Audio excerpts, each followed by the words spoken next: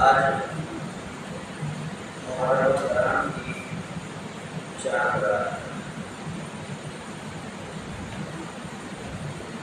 اور یہ رات جو شب اہل بیت اطہار علیہ السلام کے لیے بہت ہی غم انگیز اور درد سے بھری ہوئی شب ہے۔ اگر ہم اس شب کو لے کر اپنے دل کے اندر کچھ اظہار کچھ کیفیت کو محسوس اگر نہیں کر رہے ہیں تو اس کا مطلب یہ ہے کہ ہم نے اہل بیت اطہار علیہ السلام کو صحیح سے اس لیے کی روایتوں میں یہ بات موجود ہے کہ جیسے ہی محرم کا چاند نمودار ہوتا تھا امام رضا علیہ السلام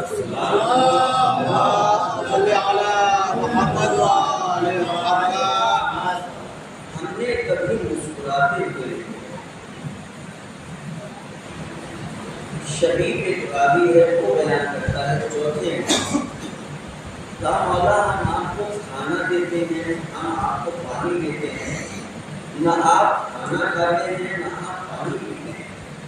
تو چوتھے امام کہتے تھے کہ میں کھانا اور پانی کیسے کھاؤں اور پیوں کہ میرا بابا کربلا میں بھوکا اور پیاسا تھا۔ جیسے ہی محرم کا چاند نمودار ہوتا ہے کیونکہ آج چاند رات ہے میں آپ کو بتا رہا ہوں جیسے ہی محرم کا چاند نمودار ہوتا تھا ہمارے راشد امام حضرت امام علی رضا علیہ السلام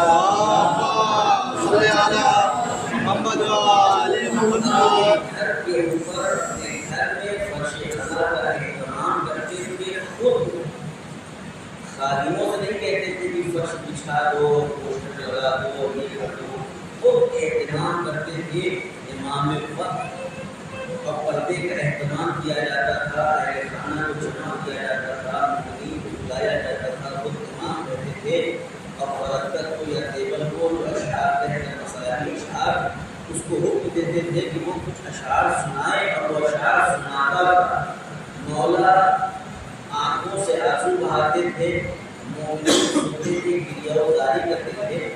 ایک مرتبہ کا واقعہ یہ تھا وہ امام حسین علیہ السلام کے مسائل کو سنا رہا تھا۔ آٹھویں امام نے اس سے کہا کہ اس شعر میں شعر اور پڑھا لو اور وہ اپنی شہادت کی خبر آٹھویں امام نے دی تھی اور وہ اس طریقے سے تھی کہ امام نے کہا کہ شعر پڑھا لو اس کا مفہوم یہ تھا کہ القریب ایک غریب کی بھی قبر دوس میں پڑے گی۔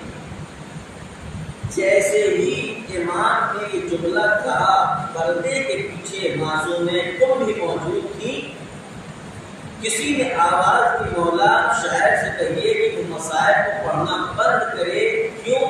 اس لیے کہ آپ کی خبر شہادت کو سن کر آپ کی بہن معصومیں قوم کشف عالم میں چلی گئی ہے کشف عالم میں چلی گئی ہے یہاں سے معصومیں قوم کا بھی اتنا تو اندازہ ہوتا ہے کہ آپ کے اندر بھائی کی محبت اتنی ہے کہ بھائی کی فقط خبر شہادت معصومہ قم سلام اللہ علیہ نے سنی تو برداشت نہ کر سکی جبکہ معلوم ہے کہ راہ خدا میں قربان ہوگا میرا بھائی معلوم ہے کہ دین کی تبلیغ میں قربان ہوگا بھائی معلوم ہے کہ لوگوں کو ہدایت کے راستے پر لانے کے لیے میرا بھائی شہید کیا جائے گا۔ حضرات گرامی معرفت کی بات ہے کسی کی معرفت زیادہ ہے کسی کی معرفت کم ہے لیکن معرفت کے اہل بیت اطہار علیہ السلام کا سارا گھرانہ ہے۔ جناب فاطمہ الزہرا کی یہ بھی بیٹیوں میں سے ہے جو نسل در نسل آگے بڑھ رہی ہے۔ تنہا خبر شہادت تو سنا کشف عالم میں چلی گئی برداشت نہ کر سکی دنیا زینب کبریٰ کے کردار کا اندازہ لے کہ عرفان کے کس بلندی پر جناب سیدہ تھی کہ جو جان سے بھی عزیز بھائی تھا اس کا گلا کٹ رہا تھا اور زینب دیکھ رہی کش کے عالم میں نہیں گئی، اگر مصائب نہیں پڑا۔ میں آپ کو بس احساس دلانا چاہتا ہوں کہ یہ چاند رات جو ہمارے اور آپ کے درمیان میں آ گئی ہے یہ کوئی معمولی بات نہیں ہے۔ زینب کے کردار کو سمجھنا ہر انسان کی بات نہیں ہے، ہماری نسیں پھٹ جائیں گی مگر زینب کے تمام کمالات کو ہم احساس اور اکٹھا نہیں کر سکتے، تصور نہیں کر سکتے۔ دنیا میں کون سی ایسی ماں ہے کہ جس نے اپنے گود کے بالوں کو پرورش دی ہو اور پروان چڑھایا ہو اور وہ دنیا سے رخصت ہو جائے تو صبر کر سکتا ہے۔ یہ زینب کا طرح کردار ملتا ہے کہ دونوں بھائی جب آئے ہیں عام اور محمد اور دونوں لاشوں کو رکھا گیا، جنازے کو رکھا گیا، جنازوں کے بیچ میں زینب نے سجدہ کر کے کہا پروردگار تیرا لاکھ لاکھ شکر ہے کہ تم نے زینب کی بات عزیزان گرامی چاند رات ہمارے آپ کے درمیان میں آئی ہے۔ میں ایک بات عرض کر دوں کہ یہ جو چاند رات آ گئی یعنی کل کی جو تاریخ ہو جائے گی وہ دوسری ہجری میں دوسرے سال میں داخل ہو جائے گی اور آج کی جو تاریخ ہے یہ ختم ہو جائے گی، نئے سال میں انسان داخل ہو جائے گا۔ سید ابن طاؤس ایک بہت بڑے عالم ہمارے گزرے ہیں، انہوں نے ایک بات کو لکھا ہے، تحریر کیا ہے کہ چونکہ انسان نئے سال میں آ رہا ہے اور محرم کے ذریعے سے آ رہا ہے، امام حسین علیہ السلام کے ذکر کے ذریعے سے آ رہا ہے، مصائب اور فضائل کے ذریعے سے آ رہا ہے، مجلس امام حسین برپا کر گیا۔ تو جو پچھلا پورا سال ہمارا گزر گیا اور پچھلے دونوں سال میں یعنی پچھلے سالوں میں جو ہم نے گناہ کیے اس کا کیا ہوا؟ ہم نے جھوٹ بولا، غیبت کی، یہ گناہ وہ گناہ، سارے گناہ ہم نے کر لیے۔ کل سے نیا سال آ جائے گا تو جو پورے سال ہم نے گناہ کیے کیا کوئی ایسا طریقہ ہے کہ ان سارے گناہوں کو انسان ختم کر لے، ان تمام گناہوں کو انسان معاف کروا لے، ان تمام گناہوں کو انسان پروردگار عالم کی بارگاہ میں رکھ دے کسی ایسے انسان کے توسط سے جو اللہ سے بہت زیادہ قریب ہو اور اللہ اس کے وسیلے سے ہمارے گناہوں کو معاف کر دے؟ ہمارے عالم نے بیان کیا کہ آج کی یہ جو چاند رات کی تاریخ ہے، چونکہ ہمیں کنفرم نہیں تھا کہ چاند ہوا نہیں ہوا لہٰذا میں نے مسجد میں نہیں بتایا، وغیرہ میں بتا دیتا، لیکن ابھی بھی وقت ہے، انسان جب اپنے گھر جائے گا تو اس عمل کو ضرور انجام دے۔ انہوں نے 2 رکعت نماز، 2 رکعت نماز چاند رات انسان کو پڑھنا چاہیے، جس میں پہلی رکعت میں سورہ الحمد کے بعد اگر انسان کو کچھ نہیں آتا تو الحمد کے بعد صبح کی طرح الحمد کے بعد سورہ توحید پڑھ لے، دوسری رکعت میں بھی سورہ الحمد کے بعد سورہ توحید کی تلاوت کر لے۔ نماز استغفار اور کچھ نہیں ہے۔ دوسرا طریقہ یہ ہے کہ سورہ توحید کی تعداد آپ پڑھا لیجیے 11 مرتبہ کر لیجیے۔ پہلی رکعت میں سورہ الحمد کے بعد 11 مرتبہ سورہ توحید، دوسری رکعت میں سورہ الحمد کے بعد 11 مرتبہ سورہ توحید یعنی سورہ قل هو اللہ احد۔ کہتے ہیں کہ اس کی برکت یہ ہوتی ہے کہ اگر انسان چاند رات ان عمل کو انجام دے گا اور 2 رکعت نماز پڑھے گا تو خدا کے نزدیک کو نماز پڑھنے کے بعد ایسا ہو جائے گا کہ گویا پورے سال اس نے نیکیاں انجام دی ہیں۔ اللہ اکبر، اللہ اکبر۔ ماہ محرم کا چاند نمودار ہوا، پورے سال ہم نے جھوٹ بولا تھا، گناہ کیے تھے، کون کون سے گناہ انجام دیے، کچھ یاد بھی ہے کچھ نہیں بھی یاد ہے، انسان بھول گیا گناہ کر کے، لیکن چاند رات اگر 2 رکعت نماز پڑھ لے رہا ہے تو پروردگار عالم کے نزدیک پورے سال نیکیاں کرنے والا شمار ہوگا۔ اور دوسرا فائدہ جو ہمارے عالم نے بیان کیا وہ یہ کہ اگر کوئی انسان محرم کی چاند رات میں یہی 2 رکعت نماز پڑھے اور پڑھ کر مر جائے تو سیدھا بہشت میں داخل ہوگا، سیدھا بہشت میں داخل ہوگا۔ عزیزان گرامی یہ کسی اور کا وسیلہ نہیں ہے، یہ وسیلہ علی ابن ابی طالب کے بیٹے حسین ابن علی کا صدقہ ہے، جس کے وسیلے سے پروردگار عالم ہمارے گناہوں کو معاف کرتا ہے۔ کیوں نہ معاف کرے؟ اللہ بھی غفور رحیم ہے، حسین بھی کریم ابن کریم ہے۔ تو اور جو شب عاشور سے نکل کر صبح عاشور حسین کی خدمت میں آیا، حسین نے اس کی ساری خطاؤں کو معاف کر دیا۔ اللہ نے کہا حسین تم نے حر کو معاف کیا ہے، میں تمہارے چاہنے والوں کو معاف کرتا ہوں۔ اے سلام پڑھ رہے ہیں،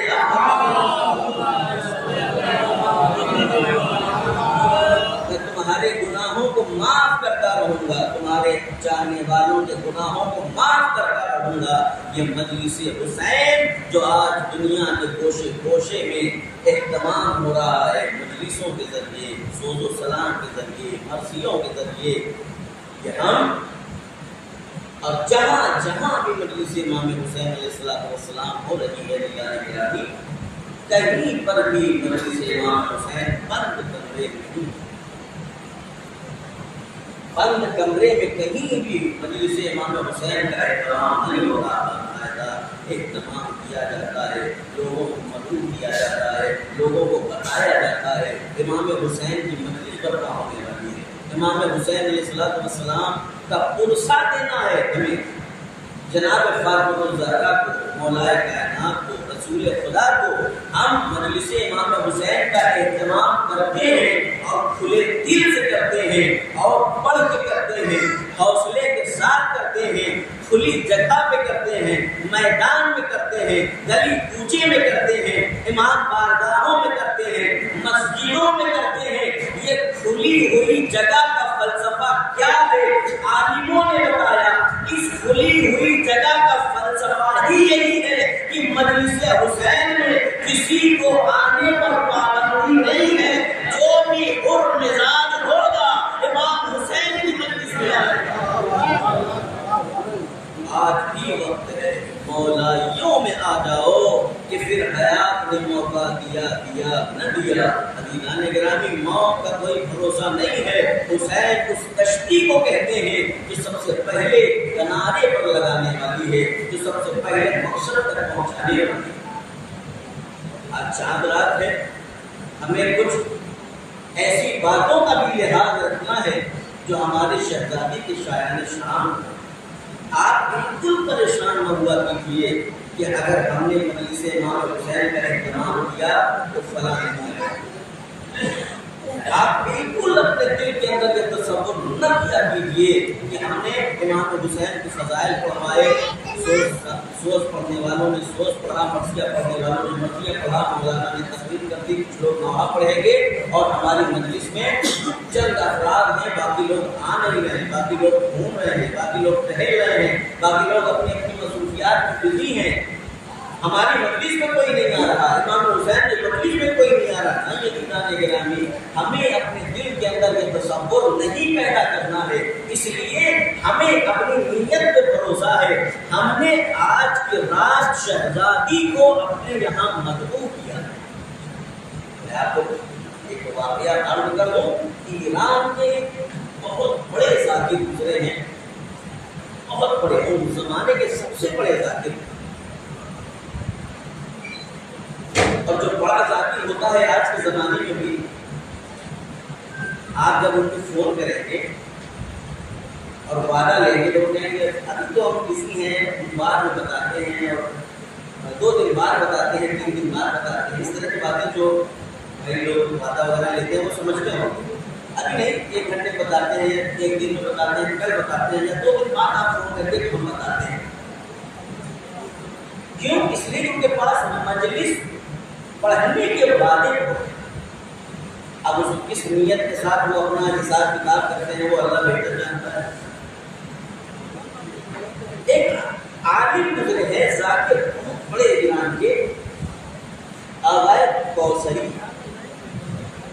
بہت بڑے، ہر جگہ مجلس میں انہی کا نام، ہر جگہ مجلس میں پڑھ رہے ہیں، اور چند بچوں نے ایک مجلس میں انہیں بعد مجلس پکڑا، اب پکڑنے کے بعد کہا آپ ہمارے یہاں بھی تشریف لے آئیے، کل ہم نے بھی امام حسین کی مجلس کا اہتمام کیا۔ کون سے بچوں؟ چھوٹے چھوٹے بچوں مجلس کا اہتمام کیا ہے۔ انہوں نے کہا ہمارے پاس بالکل ٹائم نہیں، ہمارا اتنا بڑا ذاکر اور 5 چھوٹے چھوٹے بچے کا میرے پاس بالکل ٹائم نہیں آتا۔ ان میں سے ایک بچہ زاروں قطار آنسو بہانے لگا۔ جب زاروں قطار آنسو بہانے لگا تو انہوں نے کہا بچے رونے کی ضرورت نہیں ہے، چلو آپ اتنا اصرار کر رہے ہیں تو آؤں گا، لیکن 5 سے 6 منٹ اس سے زیادہ میں وقت نہیں دے پاؤں گا۔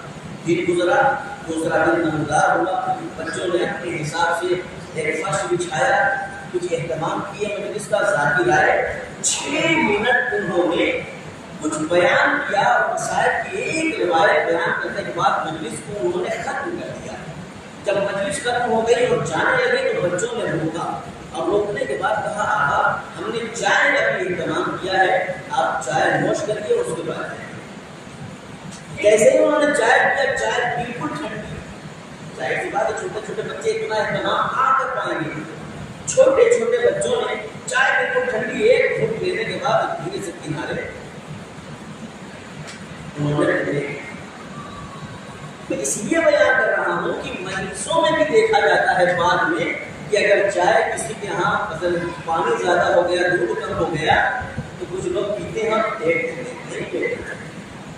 یا تو آپ اتنا ہی لو، ایک گھونٹ چکھ لو تاکہ وہ بے ادبی نہ ہو، چاہے وہ تبرک ہو، چاہے وہ کوئی بھی تبرک ہو، کوئی بھی چیز ہو۔ امام حسین علیہ السلام کے نام پر تبرک کے طور پر دی گئی ہے، ہمیں اس کی عزت کرنی چاہیے، اس لیے کہ تبرک میں بھی شفا ہے، تبرک میں شفا ہے، تبرک میں برکت ہے۔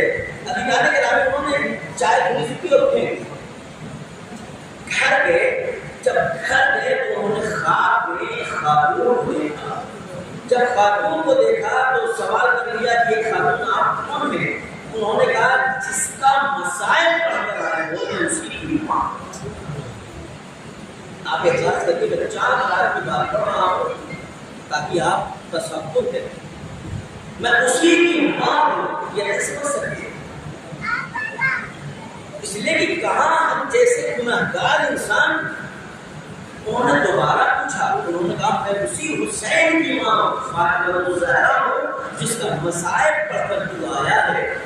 کہا کہ شہزادی آپ ہمارے خواب میں ساری باتیں ہوئی، لیکن شہزادی نے کہا کہ یہ بتاؤ تم آج اتنی مجلسیں پڑھ چکے ہو، کیا تمہیں پتہ ہی ہے کہ ان تمام مجلسوں میں میں نے کون سی مجلس کو قبول کیا ہے کہ جو 2 بچوں کے درمیان میں پڑھ کے آیا ہے؟ تو گرامی اس کا مطلب یہ ہے کہ مجلس امام حسین علیہ السلام میں اگر ہمارا یہ تصور، جو ہمارا دل ہے، جو ہمارا قلب ہے، جو ہمارا خلوص ہے، اگر مجلس امام حسین علیہ السلام میں رہے گا تو شہزادی ہماری مجلسوں کو قبول کریں گی۔ لیکن اگر یہی خلوص ہمارے دل کے اندر نہیں رہا اور ہم نے تنہا یہ سوچا کہ ہمارے گھر کی مجلس 1 گھنٹے کی ہو جائے، ہمارے گھر کی مجلس 40 منٹ کی ہو جائے، تو یقین جانیے کہ اتنا اہتمام کرنے کے بعد بھی وہ شہزادی ہماری مجلس کو قبول کرتے ہیں۔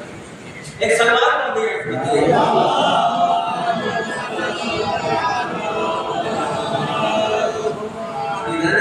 اس کا مطلب کہ ہمیں خلوص کا خاص لحاظ رکھنا ہے، ہمیں خلوص کا خاص اہتمام رکھنا ہے۔ آج ہمارے درمیان میں آزاداری آسانی کے ساتھ پہنچ گئی، آج ہم اتنی آرام سے یہاں بیٹھ کے مجلس کر رہے ہیں، آج اتنی آزادی کے ساتھ فضائل پڑھے جاتے ہیں، مسائل پڑھے جاتے ہیں، لیکن ایک دور گزرا ہے دنیا کے درمیان، یہ دور بہت ہی پردرد تھا، جہاں پابندی تھی ذکر حسین کرنے پر، مجلس حسین کرنے پر، تعزیہ داری کرنے پر، ماتم داری کرنے پر، حسین پر آنسو بہانے پر پابندیاں تھیں، ختم کر دیے جاتے تھے، دیواروں میں چنوا دیے جاتے تھے، خون سے گارا بنایا جاتا تھا، اسی مسالے کے ذریعے سے دیوار تعمیر کی جاتی تھی۔ آج اگر ہم نے اتنے اہتمام کے ساتھ اپنے اس گاؤں میں مجلس اذا کی آج پہلی مجلس برپا کی ہے تو یہ ہمارے ان بزرگوں کی قربانیوں کا نتیجہ ہے کہ جنہوں نے اپنی جانوں کو راہ حسین میں قربان کر کے یہ عزاداری ہم تک اور آپ تک پہنچا دی ہے۔ بادشاہ وقت نے کہا کوئی بھی زیارت حسین کو نہیں جائے گا، کوئی نہیں جائے گا، سب پابندی، جو انسان جائے گا قتل کر دیا جائے گا۔ یا وزیر نے مشورہ دیا، کہا ایسے نہیں مانیں گے، یہ جائیں گے اور انہیں کوئی روک نہیں پائے گا۔ ایک کام کرو کہ ان سے یہ کہہ دو کہ جو انسان زیارت امام حسین کے لیے جانا چاہتا ہے وہ اپنا گھر ہمارے حوالے کر کے چلا جائے، یعنی اپنے گھر کا پورا کاغذ لکھ کر ہمیں دے دے، اس کے گھر کے مالک ہم ہو جائیں گے۔ تو ہو سکتا ہے کہ کچھ لوگ یہ سوچیں کہ زیارت کے چکر میں مثلا ہمارا گھر چلا جائے گا، چھوڑو جانے تو کیا کریں گے زیارت۔ اس نے یہ سوچا، وزیر نے یہ سوچا، مشورہ دے دیا، اعلان ہو گیا کہ جو زیارت امام حسین کو جانا چاہتا ہے، جو جانا چاہتا ہے اسے اپنا گھر دینا پڑے گا۔ آرام سے سویا بادشاہ، جب صبح اٹھا تو دیکھا کہ مجمع لگا ہوا ہے۔ وزیر دوڑتا ہوا آیا، کہا بادشاہ سلامت، غضب ہو گیا، تب کیا ہوا؟ کہا حسین کے چاہنے والوں کی قطاریں لگی ہوئی ہیں، سب اپنے اپنے گھر کو ہمارے حوالے کرنے آئے ہیں، لیکن زیارت امام حسین علیہ السلام سے روکنے والے نہیں۔ اس نے دوسری پابندی لگا دی، کہا کہ اب گھر کے ساتھ ساتھ جو اپنی زمین جائیداد بھی دے گا وہی زیارت پہ جا پائے گا۔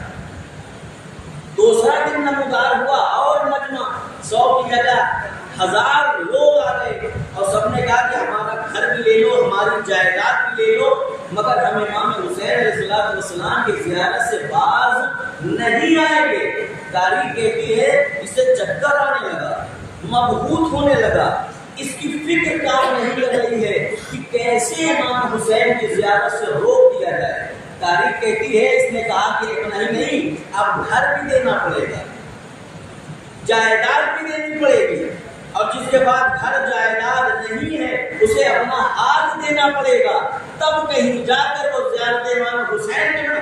فکر کیا تھی؟ ہاتھ کوئی نہیں دے گا، حسین کے لیے ہاتھ کوئی نہیں کٹائے گا۔ تاریخ کہتی ہے کہ تیسرے دن وزیر دوڑتا ہوا آیا، حیران و پریشان۔ بادشاہ نے پوچھا کیا ہوا؟ اور توجہ سے سنیے گا، کیا ہوا؟ کہا بادشاہ غضب ہو گیا، آج تو حق نگاہ مجمع آیا ہے زیارت امام حسین کے لیے، اپنے ہاتھوں کو قربان کرنے کے لیے۔ سبب پوچھا، وجہ کیا ہے؟ پہلے دن نہیں آئے اتنے، دوسرے دن نہیں آئے، آج اتنا مجمع۔ کا حق نگاہ کا پہلے دن شرط تھی گھر دینا پڑے گا، ہمارے پاس گھر نہ تھا، تم نے کہا جائیداد دینی پڑے گی، ہمارے پاس جائیداد نہ تھی، اب تم نے ہماری مشکلوں کو آسان کر دیا ہے، تم نے کہا ہاتھ دینا پڑے گا، جائیداد نہ صحیح، مکان نہ صحیح، اللہ نے دونوں ہاتھ دیے ہیں، ہاتھوں کو قربان کریں گے زیارت امام حسین علیہ السلام۔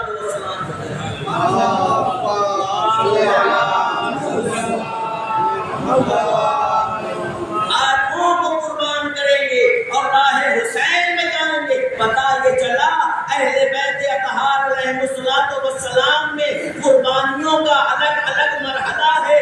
جو عشق علی میں زبان کو کٹا دیتا ہے دنیا اسے میثم کے نام سے یاد کرتی ہے، جو ہاتھ کو کٹا دیتے ہیں وہ عزادار امام حسین علیہ السلام۔ ایک سلوات پڑھ دیں۔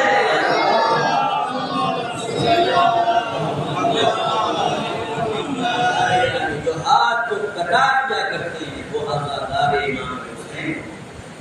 اہل بیت اطہار علیہ السلام کی محبت کے الگ الگ مرحلوں میں لوگوں نے قربانی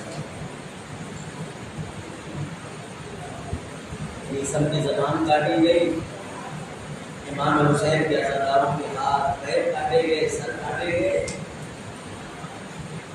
رسول کے جو شیعہ تھے، رسول کے جو چاہنے والے تھے، انہیں پتھر کے نیچے دبایا گیا، ان کے جسموں کو چھلنی کیا گیا۔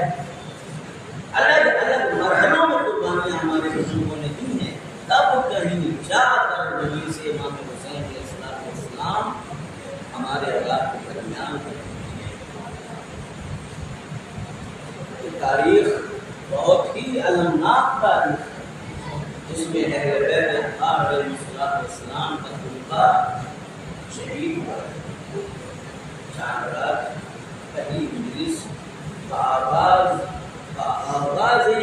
مجلس امام حسین علیہ السلام، جس میں پہلا مسائل جو خلاصہ کربلا مسلم ابن عقیل علیہ السلام،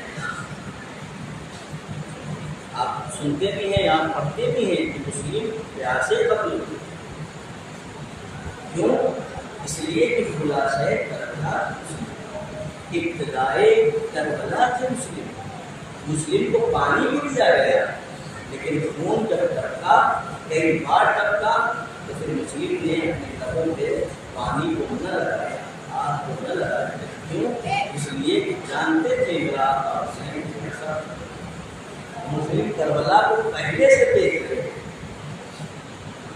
عزیزان گرامی، جیسے ہی مسلم کو گرفتار کر کے لایا گیا، تاریخ کہتی ہے کہ ایک شہید راجب پر نے کہا مسلم تم نے اتنے زیادہ کو امیر نہیں کیا۔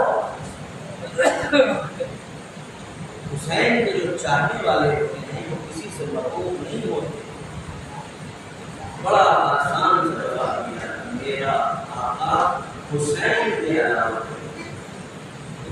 میرا کوئی امیر نہیں ہے سوائے حسین، میرا امیر صرف اور صرف میرا مولا حسین علیہ السلام۔ یہ بات اس کے دل میں اتنی لگی تو اس نے حکم دیا کہ مسلم کو دارالامارہ پہ لے جایا جائے اور وہاں سے مسلم کو نیچے پھینک دیا جائے۔ تاریخ کہتی ہے کہ مسلم علیہ السلام کو دارالامارہ کی سب سے بلندی والی جگہ پہ لے جایا گیا۔ مسلم نے فقط 2 رکعت نماز پڑھنے کی قدرت مانگی، اور تاریخ کہتی ہے کہ مسلم نے 2 رکعت نماز کو تمام کر لیا، مسلم کے ہاتھوں کو باندھا گیا، مسلم کو دارالامارہ کی چھت سے گرا دیا گیا۔ تاریخ کہتی ہے مسلم کے گرنے سے پہلے ایک مرتبہ سلام آخر اپنے آقا حسین ابن علی کو پڑھا، السلام علیکم یا عبد اللہ، السلام علیکم یا رسول اللہ۔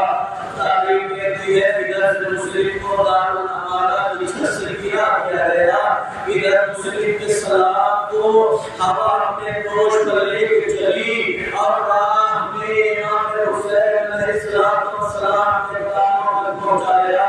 ہمارے آقا حسین علیہ السلام یا بنی مسلم، اے میرے بھائی مسلم، تم پر بھی میرا سلام ہو۔ تاریخ کہتی ہے ہمارے حسین آگے آگے چل رہے تھے، جب کوئی نظر نہ آیا تو گھوڑے کو موڑ کے حسین کے خدمت میں آئے۔ آقا حسین یہاں پہ کوئی نظر نہیں آتا، یہاں پہ کسی نے سلام نہیں کیا، آپ نے کس سے سلام کا جواب دیا ہے؟ مسلم کے یہ خبر مولانا فوراً نظر آئی، فقط اتنا کہہ دیا عباس دیکھنا چاہتے ہو تو میرے قریب آؤ۔ عباس قریب آئے، حسین نے 2 انگلیوں کو بلند کیا، اور بلند کرنے کے بعد کہتے ہیں اے میرے عباس انگلیوں کے درمیان میں دیکھو۔ تاریخ کہتی ہے جیسے عباس نے امام حسین کی انگلیوں کے درمیان میں دیکھا، عباس کو سیدھا دارالامارہ پہ اپنا بھائی مسلم نظر آیا۔ تاریخ کہتی ہے عباس نے دیکھا ایک شبیر نے مسلم کو دھکا دیا، مسلم دارالامارہ سے گرنے لگے، فوراً التجا کی، اے آقا حسین ارے اجازت دیجیے میں چشمے سے